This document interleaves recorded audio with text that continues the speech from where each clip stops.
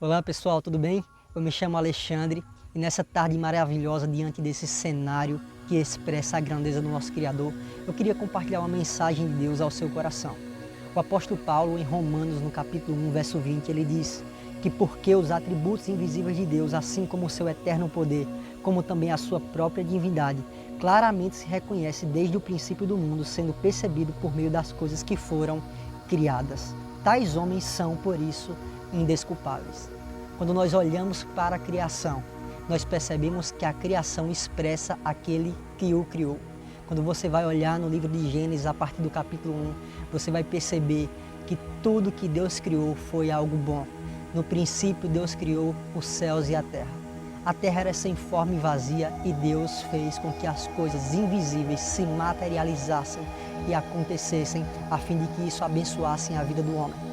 Então, por causa disso, o apóstolo Paulo, escrevendo aos Romanos, no seu primeiro capítulo, ele diz que os atributos invisíveis de Deus, assim como o seu eterno poder, como também a sua própria divindade, claramente se reconhecem desde o princípio do mundo. E ele diz no final do texto que tais homens, por isso, são indesculpáveis, ou seja, ninguém tem uma justificativa diante de Deus para dizer que Deus não existe. Na verdade, todas as pessoas, por meio da criação do Senhor, conseguem identificar que há um Criador.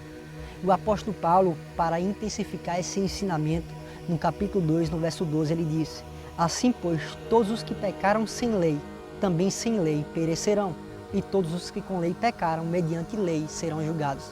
Aqueles que têm a lei serão julgados por causa da lei, mas aqueles que não têm a lei irão se perder, e eles serão julgados pela lei do seu próprio coração, ou seja, por causa da criação do Senhor, por causa da grandeza e do seu divino poder revelado por meio da criação. Quando essas pessoas o rejeitam, o Criador, essas pessoas se tornam indesculpáveis. Em Salmos capítulo 19, versículo 1, a Bíblia diz: os céus proclamam a glória de Deus e o firmamento anuncia as obras das suas mãos. Tudo que nós vemos na criação deixa bem claro que existe um Criador. Mas o apóstolo Paulo também diz, na carta aos Romanos, no capítulo 8, verso 19 ao verso 20, ele diz que a natureza aguarda com expectativa a sua própria redenção dos efeitos do pecado. Ele diz no verso 19 que a criação aguarda com ardente expectativa a revelação dos filhos de Deus. Quando a Bíblia fala que o homem pecou, o homem foi destituído da glória de Deus, você pode consultar em Romanos capítulo 3, verso 23, a Bíblia diz que todos pecaram e destituídos estão da glória de Deus. Paulo aos Romanos no capítulo 5, ele diz que pela desobediência de um só a morte reinou a todos. E com isso a morte e o pecado afetou toda a criação. Mas mesmo assim, na criação há uma pincelada daquilo de quem Deus é. Agora, no que diz respeito a revelação da glória de Deus cabe a nós cristãos.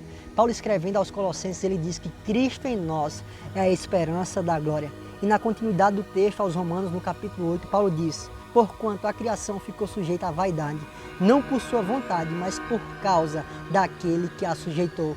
Uma clara alusão à pessoa de Adão. Na continuidade ele diz: na esperança de que também a criação há de ser liberta do cativeiro da corrupção para a liberdade da glória dos filhos de Deus.